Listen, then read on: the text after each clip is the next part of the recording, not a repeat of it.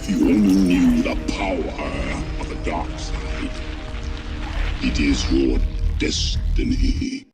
Hello everyone, it's June 22nd, 2014, Sunday, and I'm bringing a story out of the IDT Times. Pope Francis Angelus's Prayer, Torture, a Very Grave Sin, Calls for Its End in Sunday Address by Charles Palladian. And I'm just going to take you down here. In Sunday's Angelus Prayer, Pope Francis called for an end to all forms of torture. The Pope condemned the practice ahead of the United Nations International Day in support of victims of torture on June 26th. And highlighting this right here, the Associated Press reported that the junta that ruled Argentina from 1976 to 1983 used torture and kidnappings against left-wing political opponents. The BBC says that 10,000 to 30,000 people were killed or vanished during this time. And that is because they would take the victims onto a helicopter and dump their bodies in the ocean. Not to mention, they would take the children of these victims and then put them into foster parents in the military. So their children were then not even allowed to go back to their families. They were just systematically adopted and into foster care homes or families. So I'm going to give you another slice of this. This is a man out of Indiana. His name is DeHart. He's 29. He is a former military and member of Anonymous. So he fled the United States after seeking asylum in the Russian consulates. He offered them work and perhaps secrets that he had every right to divulge because he is not in the military anymore, as far as I can tell. I don't know what their contracts state, but nevertheless, he went to Canada and fled for asylum, political asylum, to Canada. Upon his return, or trying to return to the United States in Washington, which I will show you right down here.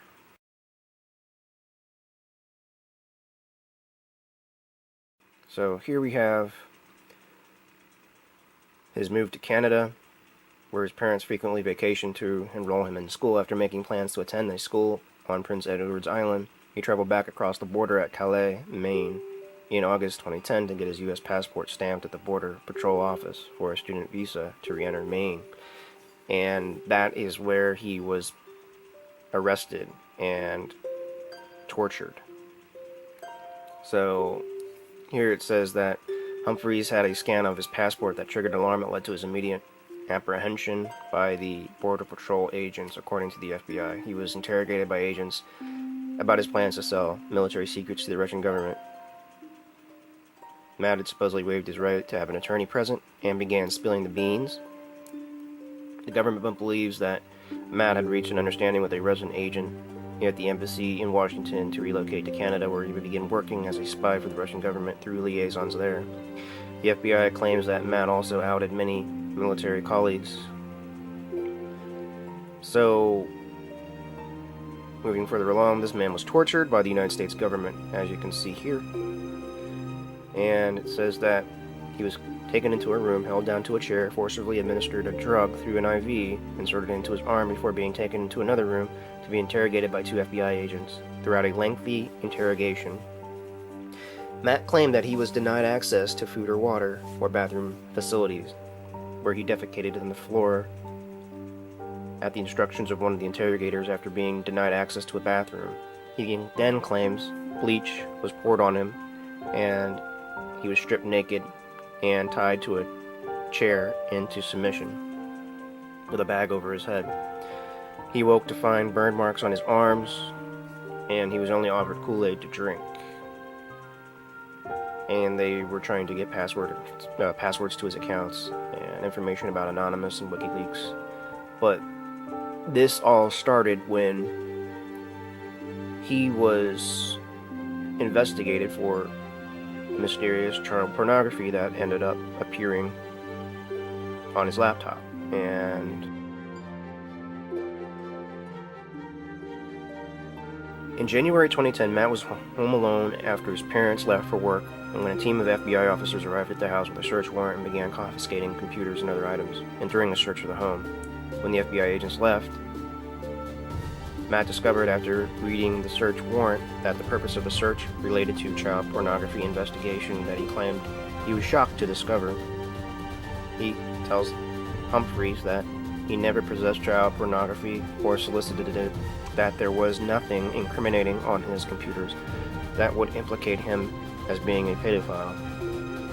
He believed that the child pornography charges were an ulterior motive being used by the government to punish him for his online activities with Anonymous.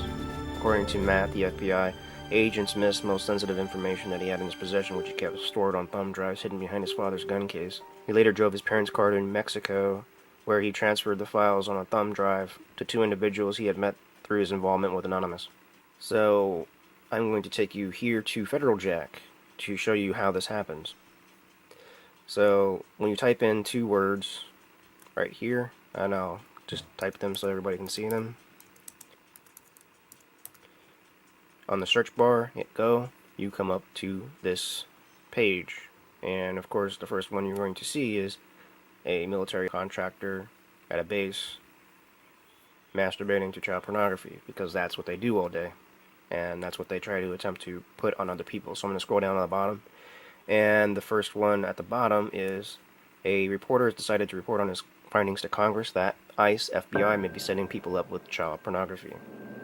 So you scroll up further.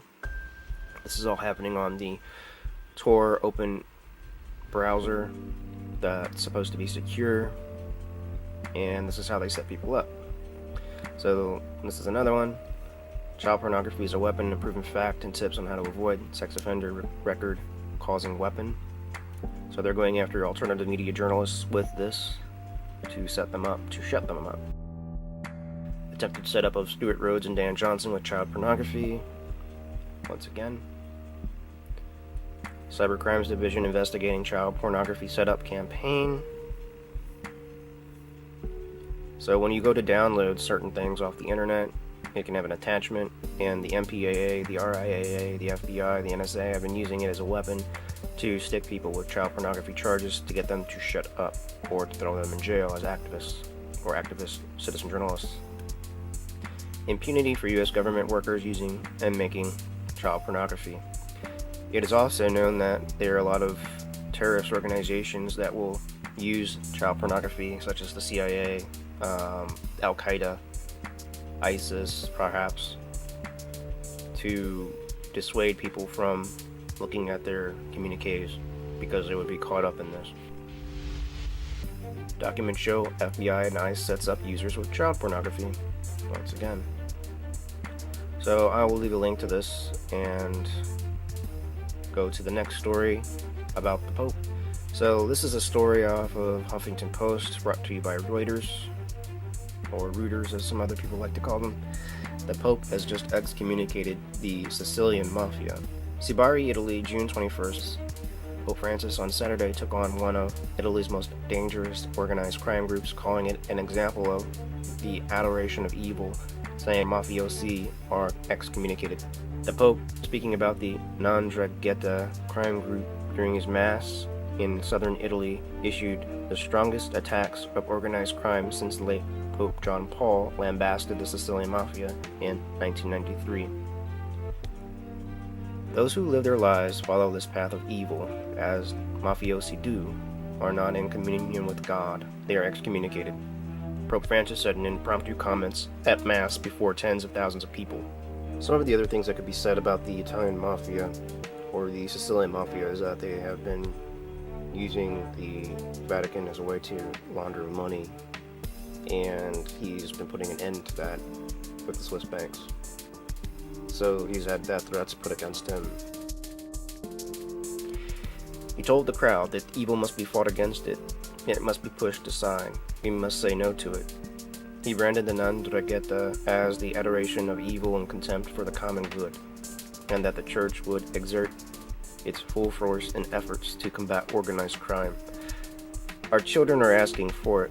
Our young people are asking for it. They are in need of and hope and faith that can respond to this need, he said. So I believe this is in Calabria, as you can see here from the previous IBT Times article. And if you want to watch his address, you can watch it here. It's probably translated, of course. This is Take the Gay. Please comment, rate, and subscribe. Thank you for watching. Signing out.